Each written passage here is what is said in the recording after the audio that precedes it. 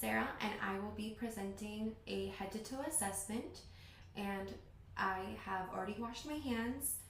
I will come in and introduce myself. Hello, my name is Sarah, and I will be doing a head to toe assessment on you. Is that okay? Yes. Okay, perfect.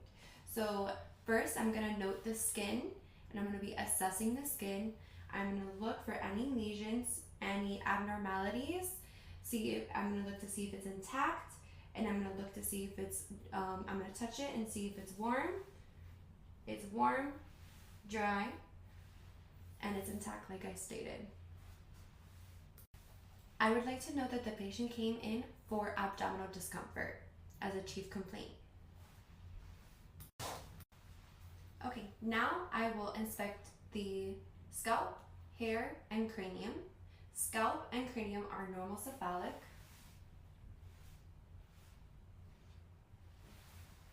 Texture is normal. I will begin by inspecting her face, and I see that it's symmetrical. No. Now I will inspect and palpate scalp. I am inspecting her scalp and her hair and cranium. Scalp and cranium are normocephalic without tenderness or masses. Hair distribution is even, and the texture is normal. I will begin by inspecting her face, and I see that I don't see any discoloration, and I don't see any discolorations or lesions, and her face is symmetrical. Next, I will go and note her head. I note that it is midline and symmetrical. Next, I will proceed in palpating the lymph nodes, and I begin normally with the preauricular lymph nodes, which is right in front of the ear. Then I'm going to head back to the ear to the postauricular lymph nodes. Then I'm going to palpate I'm going to palpate her occipital lymph nodes, which is in the back of the head. Then I'm going to move forward and palpate her tonsillar lymph nodes. And then I will move forward and palpate the tonsillar lymph nodes, and also come underneath the jawline to the submandibular lymph nodes, and then I will head to the submental lymph nodes. Now I will inspect her scalp, hair, and cranium. Scalp and cranium look normal cephalic, and do you have any tenderness? No.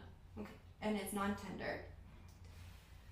Hair distribution is even, and the texture is normal. I will begin by inspecting her face, and I note that there's no lesions and there's no discoloration. Her face is symmetrical. Next, I will go and note her head, and I note that it is midline and it is symmetrical. Next, I will proceed in palpating the lymph nodes. First, I will palpate the preauricular lymph node, which is right in front of the ear. Next is the postauricular lymph node, which is right in the back of the ear. And then I'm going to palpate the occipital lymph nodes, which is in the back of the head. Then I'm going to move forward and palpate the tonsillar lymph nodes. And then I'm going to come just underneath the jawline and palpate the submandibular lymph node. And I'm going to head to the submental lymph node, which is right underneath the chin. I will go to the anterior cervical lymph nodes and the posterior lymph nodes, which are right here. This is the anterior, this is the posterior. And then I will palpate the subclavicular lymph nodes, which is right above the clavicle. Now after palpating her lymph nodes, I do not feel any enlargement, and they are equally bilateral. Next, I will test the trigeminal nerve, which is cranial nerve number 5. It has a motor component, and I will palpate it over the masseter muscle as she clenches her jaw. Can you clench your jaw, please? Open? Close? Okay, perfect. Thank you. I don't feel any distortion, and she has great strength. Next, I will test the sensory portion of the trigeminal nerve, and I have asked Christina to close her eyes. Next, I will... Okay, let me know when you feel my touch. Forehead, left cheek, right cheek, nose, chin. Thank you. Next, I will test her facial nerve, which is cranial nerve number 7. I'm going to ask her to do some facial expressions, and I'll ask her to smile. I know that it is symmetrical. Next, can you please frown for me? Now can you raise your eyebrows? Perfect. Can you puff out your cheeks, please? Okay. I notice they are equal and bilateral. Equally bilateral. Oh my god. I notice they're bilaterally equal. Now I want her to pucker her lips. Okay, perfect. Very tight pucker. That looks good. Thank you, Sarah. Pause. Okay, now I want you to pucker your lips. Very tight pucker. Okay, that looks good, Christina. Thank you. Now I will inspect your ears. I'm going to look for any nodules or any skin lesions. Now I'm going to look at your other ear. Okay, thank you. I do not know any skin lesions or nodules on her ear bilaterally. I note that they are symmetrical, and now I'm going to look inside of her ear canal with the otoscope.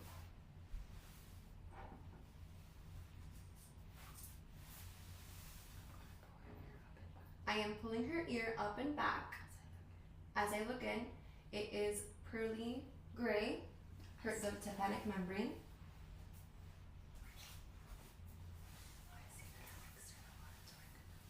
I see her external auditory canal is clear on both sides. Christina's ears look nice, nothing abnormal. I know they look symmetrical, and I looked inside with the otoscope, and I have noticed that there's no swelling. Her auditory canal is clear. There's no redness or damage or serum. The tympanic membrane was pearly gray. There's no effusion in the middle ear, and I did that to both ears. And I did it while the ear was up and back, and I looked into the external canal, the external auditory canal.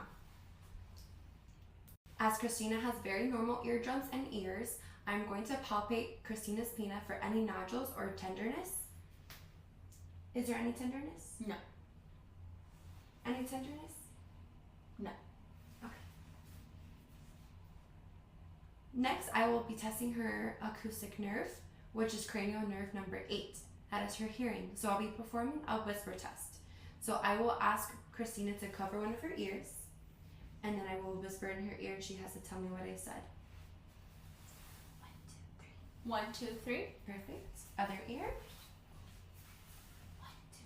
1, 2, 3. Perfect. Thank you. I know that bilaterally Christina's hearing is intact. Now I'm going to assess her eyes. First, I'm going to look into her conjunctiva, and I know that they are pink and clear, no drainage or lesions. I have also noted that her sclera is white and clear. Now I'm going to test Christina's cranial nerve number 2. Did I press it? Now I'm going to test Christina's cranial nerve number 2, the optic nerve. This covers central vision, and I will use the Snellen pocket chart, and I will stand 6 feet away. As I have already completed the Snellen pocket chart test, I have assessed that Christina has normal vision with 20/20 in her left eye, right eye, and which is 20/20 bilaterally. Now I will check cranial nerve number 2 again, covering peripheral vision. So I would like to ask Christina to stand up, please. So we are at eye level, and then I'm going to move my hands and ask her when she sees my hand. Again, this is testing for her peripheral views. Do you see my hands? Yes. Okay, perfect. Do you see my hands? Tell me when. Yes. Okay, thank you so much. Now Christina has sat down, and I can tell her that her peripheral vision is normal. Now I'm going to continue assessing cranial nerve number 2, her optic nerve for her pupil response to light, using the ophthalmoscope head and turning on my light. I'm going to ask Christina to stare at my nose, and now I'm going to come from the side with my light source and notice the pupils constrict. Now I'm going to do the other eye. Okay, nice, Christina. I bilaterally, Christina's pupils are 2+ and respond to light equally. Now I'm going to be checking cranial nerve number 3, which is the oculomotor cranial nerve number 4. And I'm also going to... Pause. What No. is going on? Now I will be checking cranial nerve number 3, 4, and 6. The cranial nerve number 3, which is the oculomotor nerve, cranial nerve number 4, which is the trochlear nerve, and cranial nerve number 6, which is the abducens. In doing so, I will choose a star pattern, and this is checking the ocular muscles of the eyes.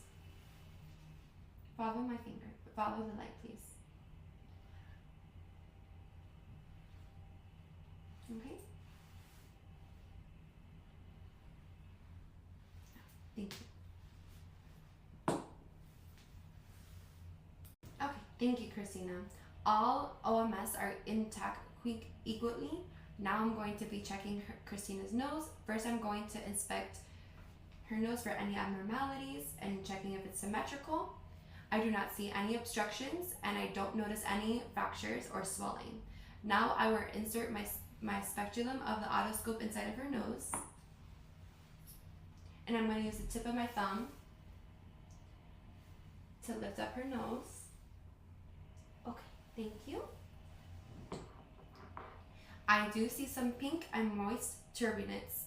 Her septum is midline. You want to get an angle anteriorly, and I do see that her septum is straight with no deviations.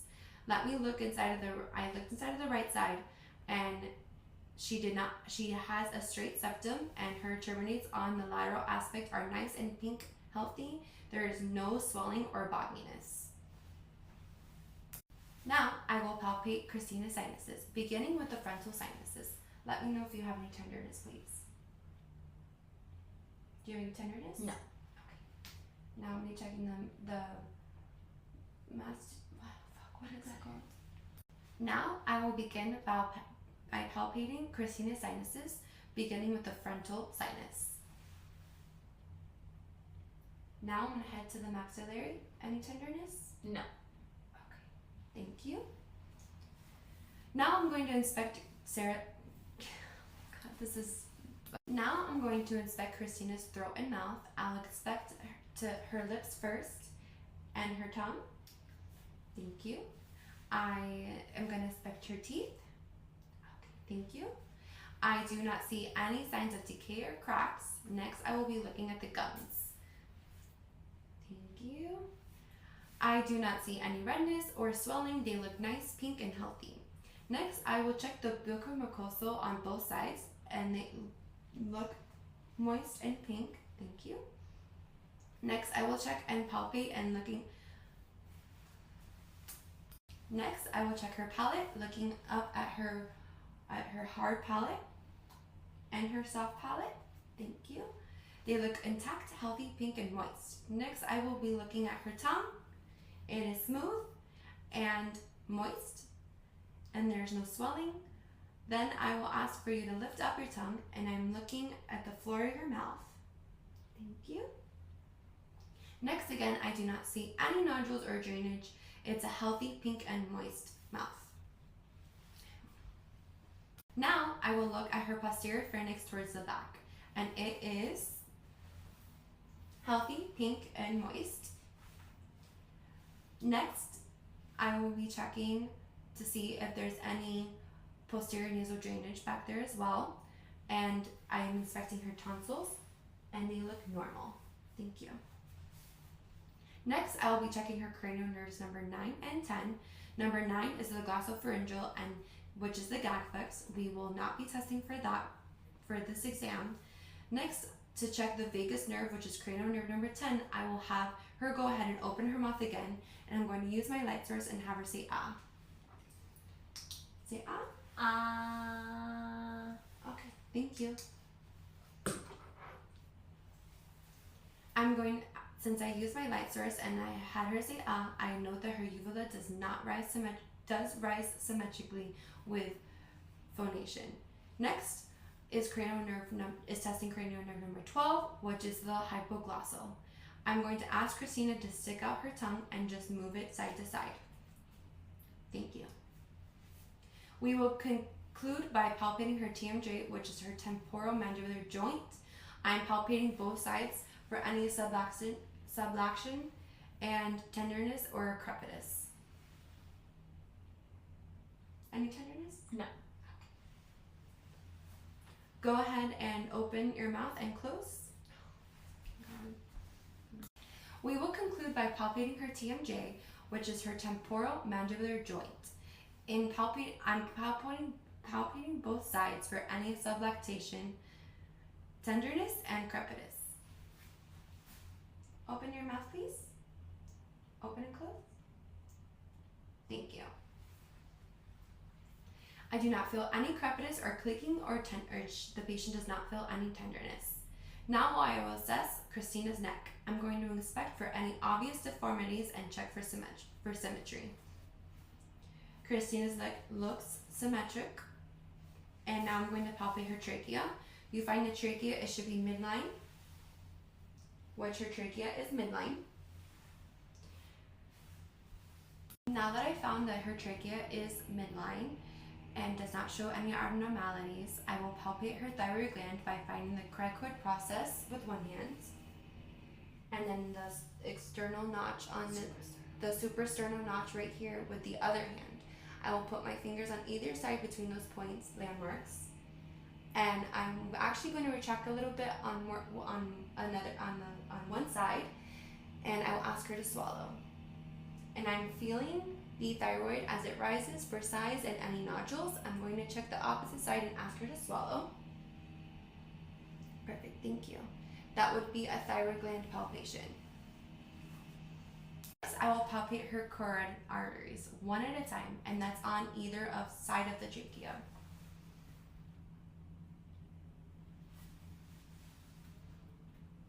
Okay, thank you.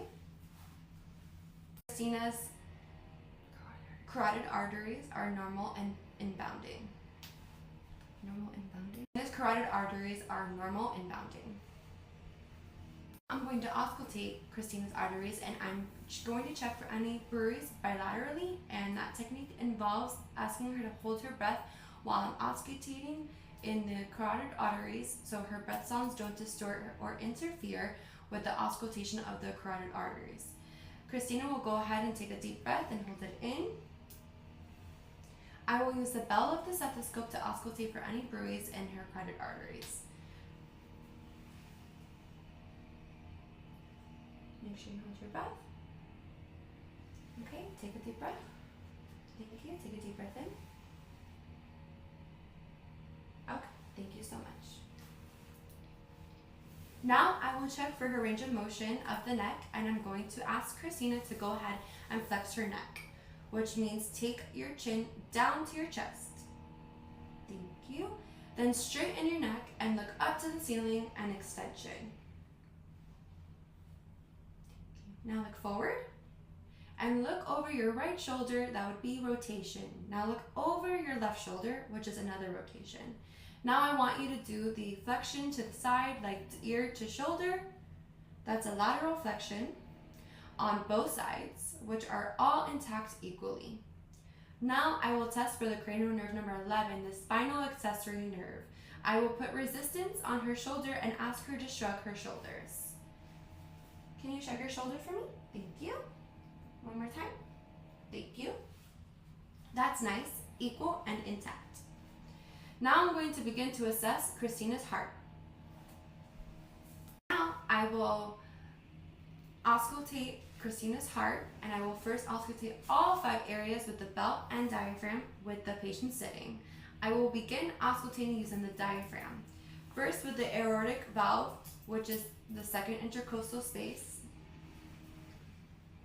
And then the third intercostal, do we need to do it? Listening. Yes. I know, but I didn't know if I had to First, I will begin auscultating using the diaphragm, which is first with the aortic valve, second with the pulmonic valve, then the tricuspid. No, I literally can't I will begin auscultating using the diaphragm, First with the aortic valve, which is on the second intercostal. Then the second point is the pulmonic valve. Then I'm going to move down towards the Erb's point, which is the third intercostal. And then I'm going to move further down to the tricuspid valve, which is in the fourth intercostal space, left sternobordal. Finish with the mitral valve, which is on the fifth intercostal space. Now I repeat using the bell.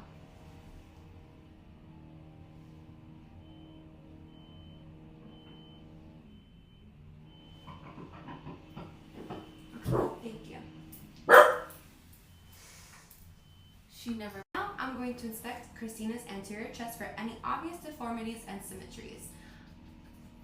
I do not see any deformities. Now I will auscultate her lung sounds in the anterior lung fields, beginning at the intercostal spaces. Please take normal breaths. Thank you. Normal breaths. Thank you. Thank you. Thank you.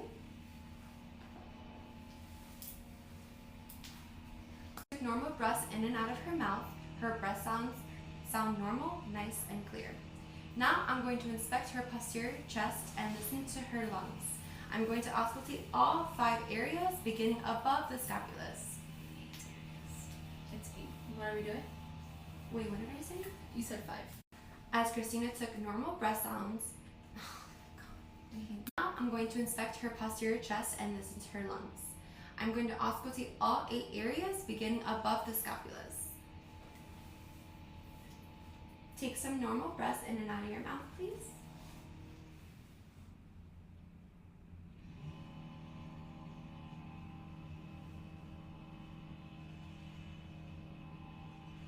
Wait, hold on, because I stood up. I'm going to inspect her posterior chest and listen to her lungs. I'm going to auscultate all 8 areas beginning above the scapulus. Take some deep breaths. Thank you. Thank you.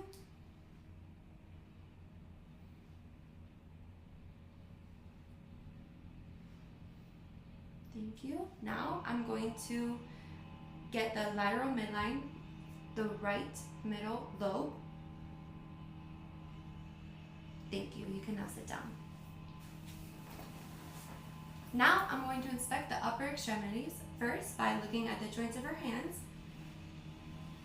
I'm going to ask for you to extend your hands and know that It's fine. Christina's hand extended. I can note, and there's no redness or swelling, and there's no deformities of her fingers and joints. Now I'm going to palpate for her capillary refill. So I will do that on with one hand, and I'm going to go finger by finger. Thank you. I am pressing on the finger, and I note that it turns white in less than 3 seconds. Do it again. Now I'm going to palpate for capillary refill. So I will do that, one finger on each hand, and I will press on a fingernail until it turns. It's fingernail, but okay. I'm going to palpate for capillary refill, so I will do that, one finger on each hand, and I will press on a fingernail and until it turns white, and then I will release. I see that it turns pink in less than 3 seconds. Now on the left side, it turns a healthy pink in less than 3 seconds. That would be normal capillary refill. Thank you. Now I will check her radial pulses bilaterally. Thank you. They are equal, about 2+ bilaterally. Next, I am going to assess her hand grip, and I will ask you to grip my hands. Thank you. Her strength of her hands are 5 out of 5 bilaterally. I'm going to assess her range of motion. That should be examined bilaterally, but for purposes of the examination, it is necessary to only do it unilaterally. The same will apply when I perform deep tendon reflexes. Now I'm going to assess range of motion with her elbow. Flexion and extension. Now I will check for strength. I will check the strength of her biceps and triceps. If you will, flex your elbow and push against my hands, please. Thank you. Strength of her biceps and triceps are 5 out of 5. Now I'm going to assess the passive range of motion of the shoulder. Flexion, extension, internal rotation, and external rotation. So this is flexion, extension, internal rotation, and external rotation. Thank you. Now you have abduction and abduction. I will assess her abduction and adduction. This is adduction, and this is abduction. I'm going to assess cerebral coordination with rapid alternating movements. Take your thumb and touch your fingertips from middle to your middle finger, pinky finger, and just repeat that. Thank you. She does that very well and is very well coordinated. Next, I will do the rapid movements of her hands, palms up and palms down, and the alternate and increase the speed. Very good. Nice and normal and coordinated. Thank you. Now I will assess her deep tendon reflexes.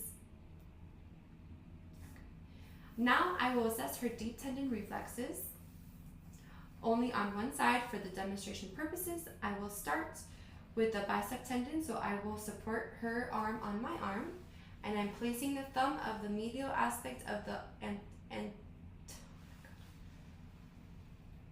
Now I will assess her deep tendon reflexes only on one side for demonstration purposes. I will start with the bicep tendon, so I will support her arm with my arm. Then I am placing my thumb on the medial aspect of the antecubital fossa, and I will strike my thumbnail with the pointy end of the hammer, and you can see that she flexes her bicep, thank you, which is a normal finding. Now I'm checking for her patellar reflexes with the flat end of the hammer, and she has good reflexes. Now I will be assessing her patellar reflexes with the flat end of the hammer, and she has a good response. I will be assessing her patellar response with the flat end of my hammer, and she has a good response. Then I will come around and do her Achilles. I will ask her to relax her foot, and I'll dorsiflex the foot a little bit and tap with the flat end, and you notice, where is it? Where do I tap again? I will come around and do her Achilles. I will ask her to relax her foot, and I'll dorsiflex her foot a little bit, and I will tap the flat end, and you will notice that she has a little bit of a pronunciation there. Notice she has a little bit of pronunciation there. I will come around to her Achilles. I will ask her to relax her foot, and then I'll dorsiflex the foot a little bit and tap with the flat end, and you will notice that she has a little bit of pronation there. I will have the patient lie down for the abdominal exam. I will expose her abdomen, and this for contour and symmetry, and there's no distortions of her abdomen. Now I will auscultate her bowel sounds in all 4 quadrants. Bowel sounds are present. I need to edit that out. Bowel sounds will be auscultated and in all 4 quadrants. After auscultating her bowel sounds in all 4 quadrants, I have noted that her bowel sounds are present in all 4. Okay. I will be auscultating for bruits with the bell of the stethoscope. Wait, hold on. I will auscultate for bruits with the bell of the stethoscope. and I will begin at the aortic area, which is right below the xiphoid process midline. Okay, thank you. I'll auscultate for bruise with the bell of the stethoscope.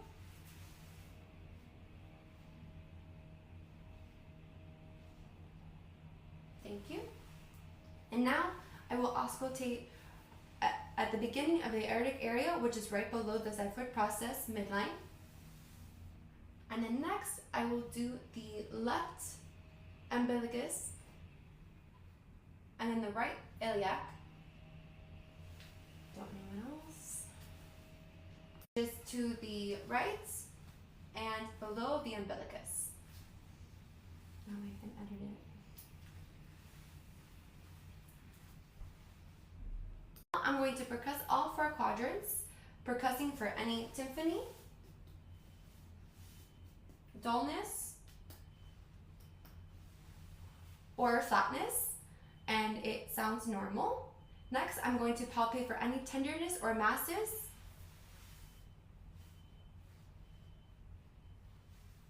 Any tenderness? Perfect. This patient does not have any tenderness, and I do not feel any masses. Now I'm going to palpate for the liver and spleen. Beginning with the liver, I'm going to place my left hand looking at the midclavicular line. Oh, okay, thank you. I'm going to examine the lower extremities. I will inspect the skin for any lesions or edema. I do not see any. Next, I will do range of motion of the hip. I'm going to flex her knee to her chest. Thank you. It is ending. I will do range of motion of hip. I'm going to flex her knee. In turn, flex her hip. Then I'm going to do abduction, which is taking away the leg.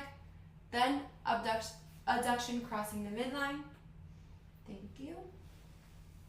Next, I will be doing the internal rotation of the ankle. It keeps going off. I think it died. Next will be internal rotation. And then external rotation. Thank you. And then for the purposes of this exam, I will not be testing extension. Now I'm going to assess range of motion of the knee.